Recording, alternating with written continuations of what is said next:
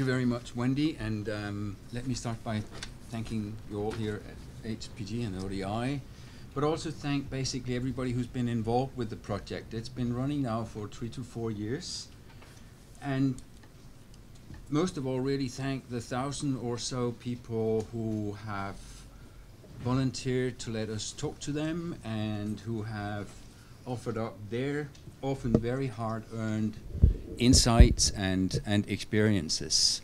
If it hadn't been for the time and attention they gave to us, we would have nothing to talk about right now. When we began this initiative back in 2008, 2009, we didn't really know where exactly we were headed. Where we started, our sort of point of departure was basically a sort of an annoying sense of disconnect on several levels. A sense of disconnect between much of the talking and writing about humanitarian protection, about responsibility to protect, about protection of civilians, and an impression that this in sort of this volume of thinking and talking being produced was not really very often being mirrored by actual improvements for those people who are most in need of protection. So that was sort of one sense of a disconnect, but also a sense of disconnect between a lot of our own and other international efforts with protection, and then a multitude of local community or individual-based activities aimed at protection, but seem to be sort of running in a different stream from the more globally led protection. So that disconnect too motivated us to begin. And finally, again, a sense of sometimes complete disconnect between the bigger narrative, the impression you would get on who actually helped who and who protects who if you follow the mainstream media or even follow Dan Church Aid or other aid agencies' own sort of public information, where you'd get the sense that, well, you basically only get an impression of the international and the aid industry's efforts, but are very hard-pressed to find any sort of significant and systematic coverage of everything that people themselves are doing, even in situations where we all know that what people are doing themselves may be more important than what we're doing, but it's just not there in the big public narrative.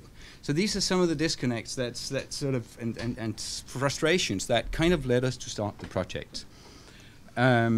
We started out with identifying 5 areas where we would do the studies. And for each of the study, we found an international lead researcher consultant who then again worked with 10 to 15 national researchers, local researchers, interviewing people in focus group discussions and individually.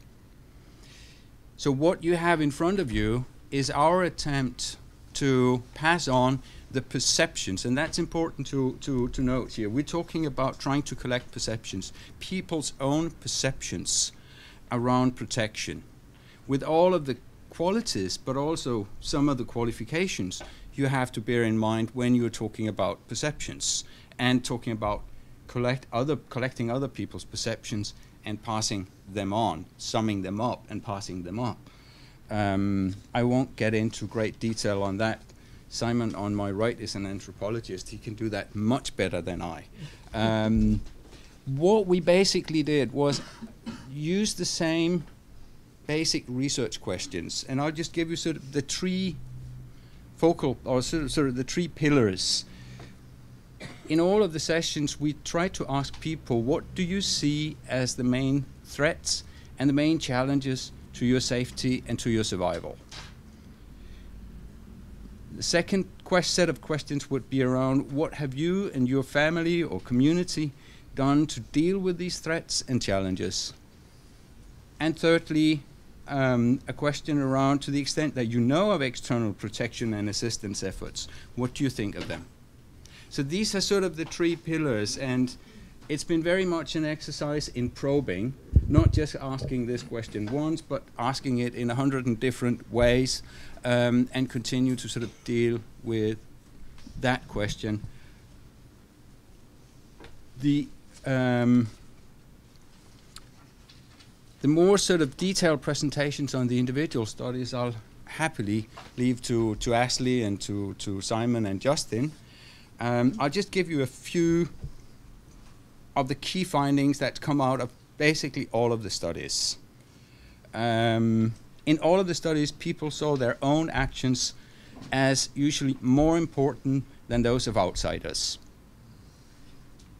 In some of the worst and most urgent situations, people at risk saw the impact of those with the mandated and the responsibilities and all of the resources to protect. They saw those efforts as rather modest, I'm being polite now, if not altogether absent in several cases. And sometimes counterproductive. And sometimes counterproductive. Thanks, Justin. And as illustrated also, for instance, in the Zimbabwe study, observations of local understandings of protections often vary considerably from how the concept is being used by international humanitarian agencies. Sometimes a little bit like we're talking two different languages and two different concepts. And it's definitely our impression that the latter, the humanitarian agencies, could do a lot more to understand and, in some cases, in many cases, support local protection activities more. Fourthly, self-protection often come at a very high price with very significant negative consequences for many of those who are involved. All of the studies demonstrate that such local efforts are in no way whatsoever a substitute for adequate, but often very elusive, protection from the state or from relevant international actors. And then allow me just reading out one bit from the Zimbabwe study, as none of the Zimbabwe study researchers have been able to be here or be online. This study, and this is the Zimbabwe study, this study made an effort to highlight, along with more prosaic threats, the protection dimensions of such things as witchcraft, occult beliefs, and religious sects. This is for two reasons. First, there is a tendency to dismiss such things as curiosities, whereas, at least in Zimbabwe, they can represent real protection issues that should not be ignored.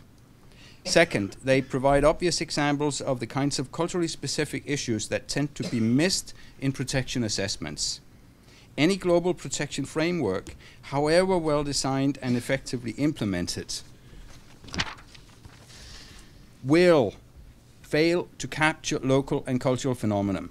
In some cases, what is missed may be important. In other cases, it may not be. But the only way to determine this is to carry out the local level research and find out. This is rarely done in practice. It's difficult. The issues are complex, and communities themselves are complex. There is no single or coherent local perspective on protection, just as there is no global one. Thank you, Wim.